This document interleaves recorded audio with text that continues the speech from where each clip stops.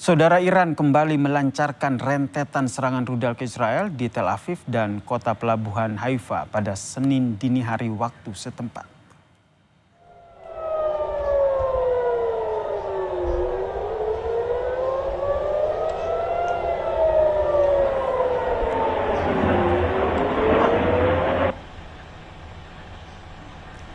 Garda Nasional Iran menyebut serangan rudal ini merupakan serangan ke-8 yang dilancarkan Teheran terhadap Tel Aviv sejak Jumat lalu.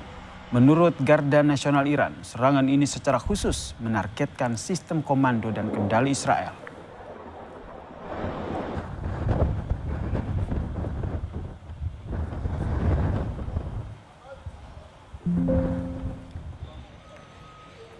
Israel menutup sementara sekolah, kantor, dan juga bandara. Kebijakan ini diambil untuk mengurangi jumlah korban di tengah gempuran rudal Iran. Semua lembaga pendidikan termasuk taman kanak-kanak, pusat penitipan anak, sekolah, program pendidikan khusus, organisasi pemuda hingga fasilitas pendidikan tinggi telah ditutup. Sebagian besar perkantoran juga diperintahkan untuk ditutup, hanya sektor-sektor vital dan layanan darurat serta seperti rumah sakit yang diizinkan untuk melanjutkan operasi.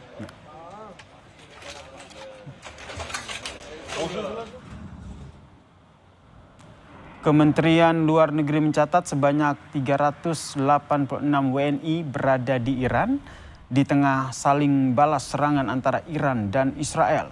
KBRI Teheran telah meningkatkan status siaga 2, meminta WNI di Iran untuk meningkatkan kewaspadaan mereka.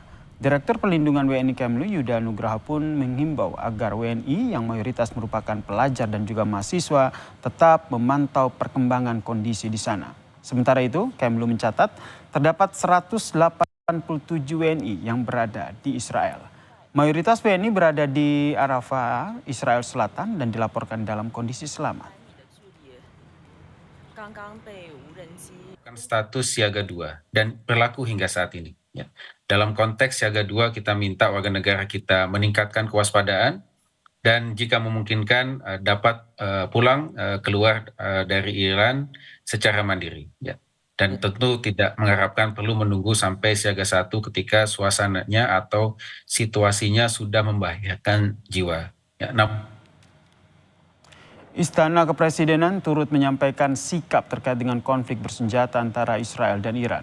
Kepala Kantor Komunikasi Kepresidenan Hasan Nasbi menegaskan posisi Indonesia akan terus menyuarakan perdamaian dan penyelesaian secara diplomasi. Hasan Nasbi juga menegaskan Indonesia tidak akan masuk dan bergabung dalam blok militer dan pertahanan tertentu. Presiden Prabowo selalu menyerukan 3 hal. Pertama, pemerintah kita mengecam segala bentuk agresi, penyerangan terhadap negara lain.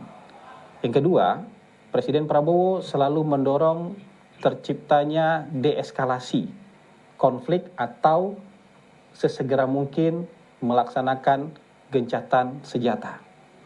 Yang ketiga, pemerintah melalui Presiden Prabowo itu selalu menyerukan penyelesaian konflik melalui jalur diplomasi dan hukum internasional.